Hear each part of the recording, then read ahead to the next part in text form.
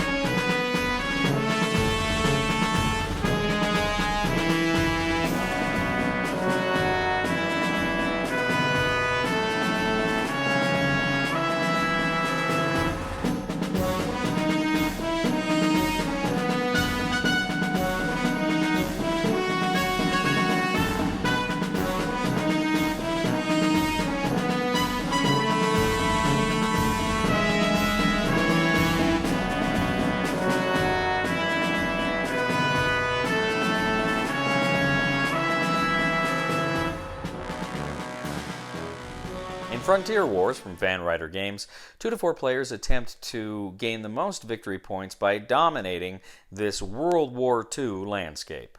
Players are going to pick a scenario from the back of the rulebook, which will give them the specific map setup, the tile setup that they're going to use, as well as other things like specific victory conditions for that scenario. Now, each round, the first thing you're going to do is look at the turn order. Now, there's a turn order track. You're going to see if people have gained enough points, which puts them in the lead, which propels them forward, or if they are tied, then it's just kind of in descending order who gets to go first that round. Next, players are going to draw resource cards. They're going to draw one resource card, just because, but they're also going to draw an additional resource card for every city tile that they control. Now, these resource cards are of 3 different varieties. First of all, you have offensive resource cards, you have defensive resource cards, and then you have tactical resource cards. And they're going to be used in different ways. Next, you're going to have the reinforcement phase. Now, you will have encampments and factories, and you can build infantry out of encampments. You can build any of your heavier units, that is artillery, tanks, aircraft, out of your factories. Additionally, your headquarters can produce one of any kind of unit you want. Next, a player on his turn will take an action. Now, you can move with your units. You can move them up to as many spaces as they are allowed to move. Then you can also do things like turn an infantry unit, take it off the board to turn it into an encampment or a factory. Now, you have to actually have another infantry on those units in order to produce for your reinforcements phase next turn. So you want to have at least 2 infantry there when you do that. Now, you can also repair damaged encampments, factories, and headquarters by the same way, by removing an infantry unit and flipping the token from its damaged side to its active side. Now, if ever any of your units end up in the same space as the enemy, then a battle occurs. Now, a battle occurs, you can only play one offensive attack card during your turn. You can only ever play one active attack. But if you're defending, you can play a defense card for as many places as you defend. But essentially, what you're going to do is look at the combat board. Now, there's a list of combat board, essentially, for attacker and defender, what fires first, what their initiative rating is, and how they are, and what the casualties are going to be. So it's very deterministic in that sense. However, depending on the attack cards and the defense cards that are played, that can significantly alter it. It can do funky things to shake up that deterministic combat, and you never know quite what your enemy is going to play, so you can't simply count on the numbers. Now, you can also attack a headquarters. Now, if you attack a headquarters, it has a very high initiative rating that you're going to kind of have to battle and really wrestle with over the course of a few turns in order to get it down to where you can actually conquer that headquarters. Now, for every victory you win, you gain a medal, and every 2 medals you have equals a victory point. So essentially, for your first victory, you gain a medal. Second victory, you flip that over, you see a star on it, and that counts as a victory point. Additionally, there are victory points throughout the board on cities, your factories, encampments. They're all worth victory points, so when you take them, you're gaining a certain amount of steady victory points as you move along. Now, during the tactical phase, you can play one of your tactical cards. Now, these things are going to give you certain advantages in different ways throughout the game. Now, you can also take one of your cards and commit it to the arms race. The arms race, essentially, all the cards have a certain number value at the bottom, and you are placing cards in your arms race area. But you can never have more cards in your arms race area than you have medals. So you have to win victories in order to contribute to the arms race. Essentially, you're building an atomic bomb. If ever your arms race numbers get to a certain point, that can be a victory condition. Next, you have to do upkeep. You have to remove excess numbers of units from your tiles. I think you can only have a maximum of 3 tiles at the end of the round, or 2 from each faction if in a contested tile if a battle was not resolved. And you also have to discard your cards down to a hand size of 4 at this time as well. So you're going along, you are attacking your enemy, you are taking the cities and the factories and the encampments, gaining the victory points, you're gaining medals, you're contributing to the arms race, and you're playing those cards. And as you're doing this, you are gaining more and more victory points. Now, the first player to reach the victory point condition or the arms race condition, depending on the particular scenario, wins Frontier Wars. So Frontier Wars is a highly abstracted World War II game. And this game was not really what I was expecting at all. I was expecting something a little more, less abstract, frankly. I thought this would be something that would be a little more kind of rooted in history.